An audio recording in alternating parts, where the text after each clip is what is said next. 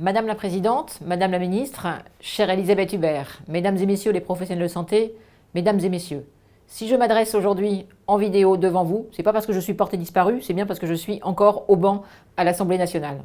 Je suis très heureuse de m'adresser à vous aujourd'hui à l'occasion de ces 25e universités d'hiver de l'hospitalisation à domicile. En tant que ministre délégué chargé de l'organisation territoriale et des professions de santé, le rôle singulier de la Fédération nationale des établissements d'hospitalisation à domicile me tient particulièrement à cœur.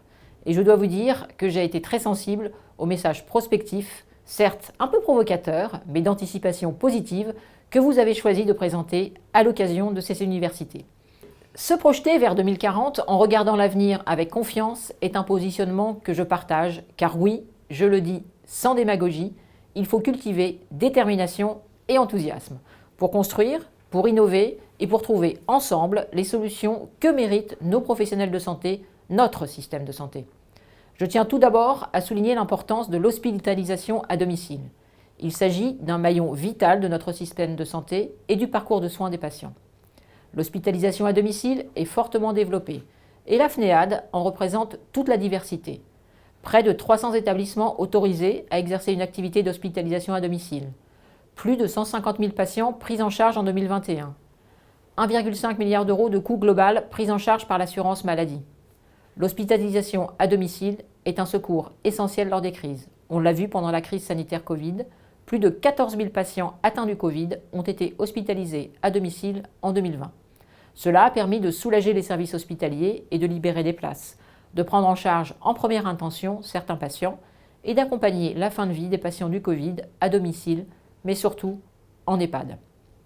Aujourd'hui, le monde de l'hospitalisation à domicile est à nouveau au rendez-vous pour soutenir les services de pédiatrie pour la prise en charge de l'épidémie de bronchiolite, à la fois pour le maintien à domicile, mais aussi pour le retour au domicile. Pour encourager cette mobilisation, des consignes et un protocole dédié ont été diffusés à l'ensemble des établissements d'hospitalisation à domicile en capacité de mobiliser du personnel formé à la pédiatrie. Au-delà des crises, l'hospitalisation à domicile est un maillon structurel essentiel à notre système de santé. C'est pourquoi le gouvernement est fortement engagé pour renforcer l'hospitalisation à domicile dans la lignée du précédent quinquennat. Je veux, à cet égard, souligner des avancées importantes qui se déploient depuis 2021. Avec le lancement de la feuille de route stratégique de l'hospitalisation à domicile pour la période 2021-2026, le renforcement de l'articulation entre l'HAD et le secteur médico-social est déterminant dans la réussite du virage domiciliaire que doit conduire notre système de santé. Les coopérations se développent de façon dynamique depuis maintenant plusieurs années. La feuille de route nationale pour l'HAD fait de la poursuite de ce mouvement un axe structurant du développement de l'HAD, avec la réforme du régime des autorisations, reconnaissant notamment l'hospitalisation à domicile comme une activité de soins à part entière, avec une progression significative des tarifs. Avec l'inclusion de l'HAD parmi les mesures de la mission Flash, ou encore avec le soutien que nous apportons aux expérimentations en cours sur le territoire pour mieux coordonner les parcours. Par exemple, à l'appel à projet de l'ARS Occitanie lancé en 2018, qui vise à financer un poste d'infirmière de liaison dans un service d'hospitalisation à domicile par département. Je souhaitais m'arrêter quelques instants sur la réforme des autorisations.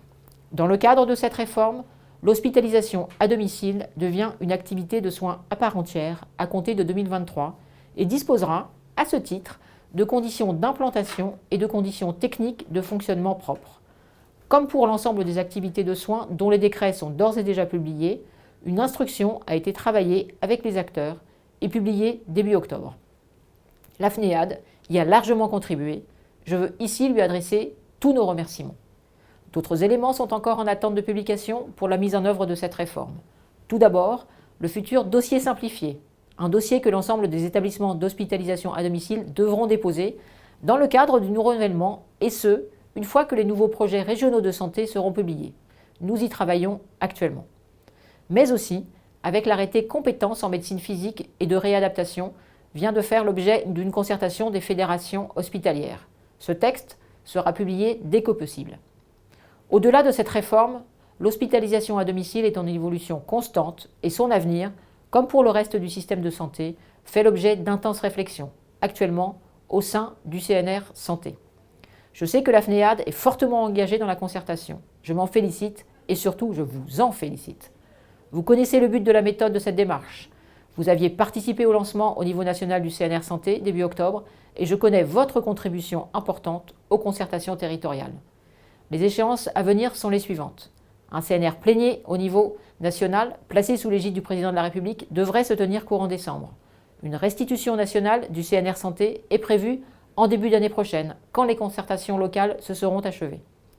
La méthode du CNR correspond à une philosophie fondée sur la concertation et l'association aux décisions qui aura vocation à durer pour trouver des solutions de long terme et apporter des réponses aux défis que rencontre le système de santé. Nous aurons à avancer sur des enjeux de temps long, notamment en matière d'attractivité des métiers. Les difficultés de recrutement sont bien connues. Nous aurons à les prévenir ensemble et rénover le regard sur les métiers du soin. Vos propositions sont les bienvenues. L'hospitalisation à domicile doit être un lieu privilégié de stage des internes de médecine générale. Et le fait d'être à la fois un acteur hospitalier et ambulatoire doit être un atout, à l'heure où nous cherchons à fluidifier les parcours. Mesdames et messieurs, en un mot, l'hospitalisation à domicile est l'avenir de notre système de santé. C'est un pont entre la ville et l'hôpital. C'est le gage d'une prise en charge la plus adaptée possible. C'est un soutien nécessaire au reste du système de santé. Soyez assurés que nous sommes engagés pour miser résolument dessus. Je vous remercie.